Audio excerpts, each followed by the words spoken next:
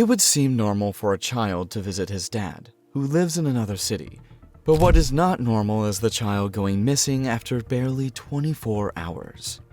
This was the case of 13-year-old Dylan Redwine. Disturbingly, 3 months after the young teenager went missing, his parents got to talk to each other for the very first time. And as the divorced couple spoke, tensions were high, suspicions built, and statements that would prove to be key after 10 years were made. Why did Dylan go missing? What exactly happened to him? These are some of the questions that would eventually be answered. But even with that, a big hole had been left in the hearts of everyone who knew Dylan or his family. This is the disturbing case of Dylan Redwine. On February 6, 1999, Mark Redwine and his wife, Elaine Redwine, welcomed a new family member. Elaine had just given birth to their second son and second child, whom they named Dylan. Dylan was a bright child, full of energy and love. He adored his older brother, Corey, who was 3 years older than he was, and he also loved his parents with his whole heart. Everyone who knew Dylan knew that he was an easygoing child with lots of care and love. Dylan was completely happy, but things changed a little bit when his parents, Mark and Elaine, got divorced. Just like every other kid, the divorce of both parents affected Dylan and Corey, but somehow they survived, keeping a smile on their faces. After the divorce, Dylan and his elder brother, Corey, lived with their mother. In 2011, when Dylan was just 12 years old and his brother 16, they came across some very disturbing photos of their biological father, and it haunted them for a very long time, especially Dylan. In the photos, Dylan's father, Mark, was seen wearing a wig and red lingerie while he ate a substance that was ruled to be feces from a diaper. Dylan and Corey were just kids when they saw the very disturbing images, but they kept the secret to themselves and moved on. Although they were now divorced, Mark Redwine wanted custody of his kids. He remained in a custody battle with his ex-wife until the family court finally granted him visitation from his youngest son, Dylan, in November 2012. Most children in Dylan's shoes would have been happy to go see a dad who lives very far from them, but Dylan's case was different. The thought of seeing his dad irritated him so much that he begged not to. He complained to his mother and brother about not wanting to visit his father. Dylan felt angry and irritated to see his dad, not just because of the images he saw, but also because he wanted to spend time with his grandmother. His mom's mother had been diagnosed with cancer, and according to the doctor's report, they knew she wasn't going to be alive for a long time. Thanksgiving was fast approaching, and everyone knew it would be her last Thanksgiving, so they planned to make it special. After Dylan asked his mom Elaine if he couldn't go, she called her lawyer to ask if there was another way, but because it was a court order, her lawyer advised her to let Dylan go. If not, she might face some issues in the future with the court. Reluctantly, Dylan was put on a plane and sent to Durango, Colorado, where his father lives. It was November 18, 2012, when Dylan arrived at Durango. His dad, Mark, picked him up at the Durango La Plata County Airport and took him shopping. Dylan once had a very beautiful and close relationship with his father, but after seeing the images he saw, their relationship deteriorated so much that when they both met at the airport, it was nothing close to a happy moment. After Mark picked Dylan up at the airport, they went to a Walmart, and surveillance footage showed that they barely had any personal interactions, and that the atmosphere around them was just numb. During their trip from the airport to Walmart, Dylan was talking to his friend, Ryan, who lived in Durango. They had planned to meet up, but Mark refused when Dylan asked for permission. Dylan, however, still wanted to see his friend, so they changed their plans and rescheduled to meet the next morning. 6 was really early, but Dylan had his reason. That evening, Dylan had an argument with his dad and was really frustrated about the graphic images he had previously seen of his dad. Mark was angry, blaming Corey and Elaine. He told Dylan that they were not setting good examples for him. But the 13-year-old wasn't having it, so he decided to show his dad who wasn't actually a good example. Dylan immediately sent a message to Corey, asking for the explicit photos of their dad that they had stumbled upon. Dylan explained to Corey that their dad was talking about him and their mother not being a good example, so he wanted to ask him what the photos were about. The next day, the 19th of November 2012, Dylan's friend Ryan waited for him as they had planned the day before, but he never showed up. He went on to send Dylan messages asking him about his whereabouts, but Ryan got no response. And just like that, nobody heard from Dylan again. Mark sent messages to Elaine, asking her if she had seen Dylan because he wasn't at home. Elaine quickly called the police to report Dylan missing, and the authorities swung into action immediately. Mark claimed that he had to leave the house very early on the 19th of November to run some errands, only to return home by 11 a.m.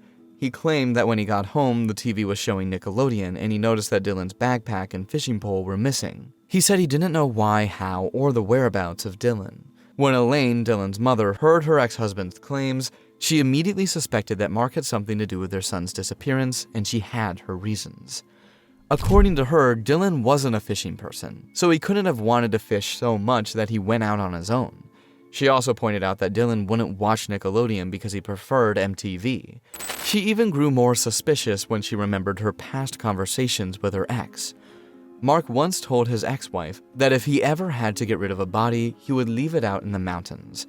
Mark's house was in La Plata County, a muggy and mountainous area of southwest Colorado. Elaine also remembered when Mark told her during their divorce and custody proceedings that he would kill the kids before he let her have them. With all this, Elaine was convinced that Mark wasn't telling the truth. When he was given a polygraph test, it initially showed that he was lying, but then the results changed to be undetermined. The search for Dylan began. A search effort was immediately launched by Roy Vreeland, who was the chief of the local fire department. Roy was particularly worried because he knew that the weather that night would be below freezing. When Elaine heard about the search, she decided to go down to Durango with Corey to also join in the search. During the search, the suspicions everyone on the search team had about Mark grew extensively. They knew nothing about Mark or Dylan, but they could sense that something was wrong from day one. The fire chief, Roy, who put up the search, couldn't take his mind off the actions of Mark. While most people were out searching for Dylan from 12 a.m. to 1 a.m., Mark kept to himself. He didn't bother talking to anyone. He always switched off his lights and went to bed, and this began happening right from the very night Dylan was declared missing. Mark's suspicious behavior continued throughout the rest of the search. For 3 long months, Mark refused to participate in the efforts to find Dylan. He also blocked Elaine and Corey's phones from reaching him. He also always rebuffed news crews who were at his doorstep every single day. Mark wasn't doing or saying anything reasonable. He had zero interest in everything that was going on.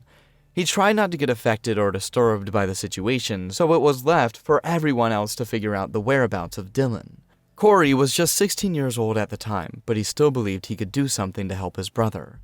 He continued to fight his way through and even organized a protest with the locals in front of Mark's house, seeking answers. Every action taken proved abortive, and it wasn't a good feeling. Like it wasn't enough that Mark refused to talk. The search for Dylan had to be paused because of the winter. As the family's hopes started to dissipate, their resentment against Mark grew.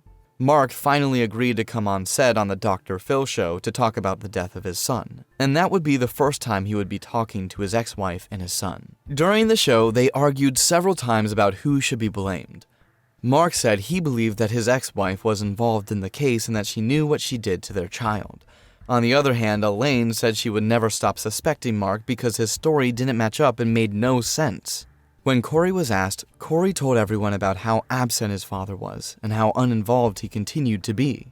He mentioned how he didn't care about what was going on and even missed Dylan's birthday vigil. Corey said he was convinced that his father had a hand in Dylan's disappearance and that he had a motive for hurting Dylan. When Corey was asked what he meant by his dad having a motive, he made mention of the photo that he and Dylan found. Corey also told everyone about his last conversation with Dylan, where Dylan was trying to explain the current situation and how he wanted to show the pictures to his dad to prove that he had not been a good father to them. Dr. Phil then asked Mark about the photos. Initially, Mark said he wasn't the one, but later admitted that he fabricated the pictures and left them available to see. Corey couldn't hold back the anger he felt, as it was evident in his voice, but Mark did more. Mark Redwine said Corey was being rude and that he learned that from his mother, the same person he had accused of killing Dylan. Mark answered the questions he wanted to and ignored many thrown at him like he didn't understand what was going on. He was the last person with Dylan, but he refused to say anything. There was no evidence of his involvement on that day, so he wasn't arrested. Instead, he was set free. 4 months later, on June 12, 2013, the search for Dylan resumed when the snow finally thawed in the mountains. At this point, everyone had just a few strings of hope. No one knew what had happened or if Dylan was still alive. Mark decided to break his silence, so he contacted the investigator in charge of the case, Tonya Goldbricht. He called to give what he believed to be information, but it only made things even more confusing than they already were. When Mark called Tonya, he told her that when he was moving his four-wheeler out of the garage, he found the fishing pole in the garage. This was strange and surprising because the garage had already been thoroughly searched and even photographed, so how the fishing pole came about just didn't seem to make sense, but the authorities had a different thought. Throughout the search, all the search effort focused on the lake close to Mark's house since he told everyone that Dylan's fishing pole was gone, suggesting that the young child went fishing. With this new piece of information, the police started suspecting that Mark might have been dishonest about everything and deliberately pushed the search to the wrong place so that it would be impossible to find Dylan. Corey and his stepfather decided to keep a very close watch on Mark in hopes that he would one day take them to the answers to their question, and he did. One day, Corey's stepfather caught Mark early on the mountain and immediately alerted the local fire chief about it. He told him he had just spotted Mark coming out of Middle Mountain Road. Subsequently, all search efforts were then focused on the Middle Mountain Road. It was now 7 months since Dylan went missing, and there was still no sign of him. Everyone was fast losing hope, and his family prayed that he was at least held captive and that he wasn't dead. Meanwhile, not up to a week since the search shifted to a new area, the search came to an end after an answer was obtained. The search team made a terrifying discovery. A shredded shirt, a sock, a shoe, and 4 leg bones were found by Middle Mountain Road, not up to a mile from where Corey's stepfather saw Mark a week before. The police still had nothing substantial on Mark, so he wasn't arrested, but their suspicions reached new heights after the discovery. Breaking the news to Elaine and her family was very hard and depressing. Dylan was an outspoken and caring child, but unfortunately, his life was cut short. For his mom, it seemed like the end of her world, and for Corey, who just confirmed that he lost a best friend, it was as though he would never recover from it. But amid the pain and agony, Dylan's father, Mark, was living his best life. In a call between Mark and Tonya, Mark explained how he was living the dream. He even used vulgar words, and when asked if he was intoxicated, Mark confirmed that he was in his right senses. Mark showed no remorse for his dead son, Dylan, nor did he show any respect to the investigator. He told her that he doesn't believe she is capable of handling the situation, as she doesn't seem to think any deeper than the surface. He still went on to bring up conversations like what women were good for. He mentioned that women were good for just one thing, and it wasn't cleaning or cooking. Tonya continued in her conversations with Mark, listing the achievement of confirming the state of Dylan and finding his remains, but Mark wasn't having it. He went on to tell her that Dylan's full body needs to be found and that finding 2% of his remains doesn't constitute him being found. From Mark's replies to his actions, Tonya knew there was more she needed to find out about Mark. So on a mission to find the truth about Mark, she rewatched the Dr. Phil episode in which Mark, Elaine, and Corey talked about it. With the video, she learned that he failed the first polygraph test, but even though he failed it, it wasn't much of importance because a polygraph test is only used to label a person as a suspect but is not efficient in a courtroom. However, in a special backstage segment aired on another date, Mark returned to the theater after Dr. Phil asked him to take a second test to eliminate his name from the suspect list. If you're not guilty, then you should clear your name, right? Initially, Mark refused but later agreed to carry out the test. On the day of the test, he arrived and preparations were being made, but just 20 minutes into the test, Mark backed out. He claimed that he was not feeling fine, so he wasn't in shape for a test of that nature. He told Jack Tremarco that he only had 3 hours of sleep last night and he also had a half bottle of Jim Beam, so he was sure he did not feel well enough to take the test. Mark totally refused a polygraph test. He maintained that he wasn't going to take it, and this came as a surprise to not just Dr. Phil, but also everyone. Why would a father who happened to be the last person with his child try as much as to refuse an important test that would aid in the case? Investigator Tonya knew he was being deceptive. He not only failed his first test, he was bluntly refusing to retake another. There was no proof to show that he was guilty, but Tonya knew that Mark Redwine was the culprit, and she wasn't the only one who thought so. During the last few minutes of the segment Dr. Phil had with Mark, he completely snapped at Mark in a display of anger that has rarely been seen throughout his long years in his television career. Mark had said earlier that he didn't think anyone was doing enough to give attention to finding Dylan, but how can Mark say that when all he did was nothing? In August of 2013, investigator Tonya got a warrant to bring a CSI team to search Mark's house, and they did find some disturbing things. Police detected the presence of Dylan's blood and human cadaver scent in multiple locations in Redwine's living room, according to court documents. A canine also indicated the presence of human remains in the living room and a washing machine, as well as on the clothes Redwine had reported wearing on the night of November 18, 2012. For 2 years, investigator Tanya tried her best to bring justice to Dylan. She used all of her office's resources in an effort to gather all the clues she was missing to charge Mark as the suspect. A later search of Mark's vehicle in February 2014 by the same dog handling team also indicated the presence of cadaver scent in several areas of the Dodge truck. Investigations, however, stopped on November 1, 2015, when some hikers found a skull further up Middle Mountain Road. Forensic experts identified the skull as Dylan's, and it showed signs of blunt force trauma. No animal known to the area would carry a body that distance up the mountain, and no animal would then transport the skull an additional 1.5 miles through that terrain. This discovery, just like others, still contradicted Mark's claims in the post he made on his own theory about what happened to his son. He claimed that Dylan must have wandered into the woods so far that a hunter saw him and shot him, thinking he was an animal. His theory didn't sit well with people, especially with Christian Champagne, the deputy DA who had been helping Tonya with the investigations behind the scenes for all these years. Following the discovery of the skull, investigators ruled that 13-year-old Dylan was murdered. Dylan's case went from death under suspicious circumstances to homicide, and Mark was labeled as a person of interest.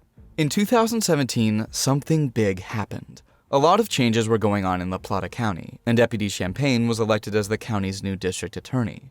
This was such a relief because finally one of the men who really believed that the case would be solved was now in charge. Without waiting, the new DA pushed the case to the top of the county's priorities and sent for the grand jury to be brought in. The grand jury finally indicted Mark for second-degree murder and child abuse. A warrant for his arrest was issued, and he was stopped by the police on a Washington state highway that same day. Mark was overly confident in himself. He was sure there was no evidence to tie him to the crime he knew he committed. What he didn't know was that investigator Tanya had been tirelessly gathering evidence to charge him. He was shocked that he was arrested, but he waited for the trial. It was 2021, and the trial began. In the state of Colorado, second-degree murder requires premeditation. The Price cities could not prove that Mark planned on killing Dylan. Tonya and Christian Champagne believed that the murder of Dylan happened as a result of a reaction to a very specific event that happened the last year before Dylan went missing: Dylan and Corey's discovery of their father's disturbing secret. At the trial, Elaine was asked to read the last few texts she had with Dylan before his disappearance, and as she read them, she still couldn't accept the reality even after 9 years. The defense went on to cut it short by accusing Elaine of having a hand in Dylan's death. But they knew it was a lie, and it was scrubbed out. The key witness at the trial was Corey, who for years kept the disturbing pictures of his father hidden so that Champagne could use them for the trial. The sight of the pictures was a complete nightmare for adults. How much more for 13-year-old Dylan and then 16-year-old Corey? Champagne recounted the events of the day and how that was reason enough for Mark to have a direct motive and lash out at Dylan. Dylan went into a fight with his father about who was showing the best examples, and when his dad told him that his mother and brother were bad influences, he decided to tell his dad that he knew who the real people were. He also presented the physical evidence that Mark did kill his son, from the bloody stained couch to the coffee table that had 100% Dylan's blood on it. After 6 hours of deliberation, the jury finally found Mark guilty of all charges. On October 8, 2021, Mark Redwine was sentenced to the maximum term of 48 years in prison, with the sentencing judge summarizing Mark Redwine's appalling actions. As the father, it's your obligation to protect your son and keep him from harm. Instead of that, you inflicted enough injury on him to kill him in your living room. Mark showed no remorse as Corey stepped up to the bar and delivered a short but impactful statement, explaining how strong Dylan was to say the right thing. Justice was finally obtained for Dylan, and to celebrate the end of their legal battle, Dr. Phil invited Elaine and Corey back to the show in 2022, which was 10 years after Dylan's disappearance. It is well known that Dylan never meant any harm or tried to cause his father pain. He only wanted to present a case that needed attention, but unfortunately, he lost his life in the process. This case goes far to remind everyone of the importance of safety and also the importance of staying away from people with anger issues or a lack of self-control. While Dylan is gone and justice is served, It's also important to try to avoid similar situations. Thank you for watching this video to the end. Please like, share, and subscribe to our channel. We'll see you in our next video. Bye.